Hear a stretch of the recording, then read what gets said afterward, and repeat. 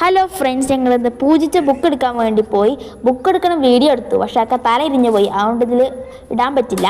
പിന്നെ ഞങ്ങൾ അവിടെ അമ്മമാരും കുട്ടികളൊക്കെ ഹരിശ്രീ എഴുതിക്കുന്നുണ്ടായിരുന്നു. അപ്പം ഞാനും പോയിരുന്നു എഴുതി കേട്ടോ. നന്ദിയും ഒക്കെ എഴുതി. ഞാനും മണലിലാണ് എഴുതിയിട്ട്. അത് കഴിഞ്ഞിട്ട് പൂജിച്ച ബുക്ക് ഉണ്ടല്ലോ, അവിടെ കുറേ പേരിരുന്ന് വായിക്കുന്നുണ്ടായിരുന്നു. അപ്പം ഞാനും ഇരുന്ന് വായിച്ചു കൂട്ടാ. വായിക്കൽ കഴിഞ്ഞ് ഞങ്ങൾ പുറത്തേക്ക് ഇറങ്ങിയപ്പോൾ ഉണ്ട് അവിടെ വണ്ടികൾ പൂജിക്കുന്നുണ്ട്, നമ്പൂരി കിട്ടുക. കുറേ പൂജിച്ച് കഴിഞ്ഞിട്ട് പോയെണ്ണു. പിന്നെ ഞങ്ങൾ താഴേക്ക് പോയി ചന്തോട്ടുകാവിലേക്ക് പോയിട്ട് അവിടെയും തൊഴുതൂട്ടാ. ഇറങ്ങി ചെല്ലുമ്പോൾ നല്ല തണലാണ്. എന്നാൽ കുറച്ച് വെയിലുണ്ട്. അങ്ങനെ കേട്ടോ. അമ്പലത്തിൻ്റെ പിന്നിലായിട്ട് കുറേ റബ്ബറും കാടുകളാണ്. അതുകൊണ്ടാണ് ഇത്ര തണൽ. അവിടെ നന്ദയാണ് അവിടെ അങ്ങനെ നിൽക്കുന്നത് കേട്ടോ.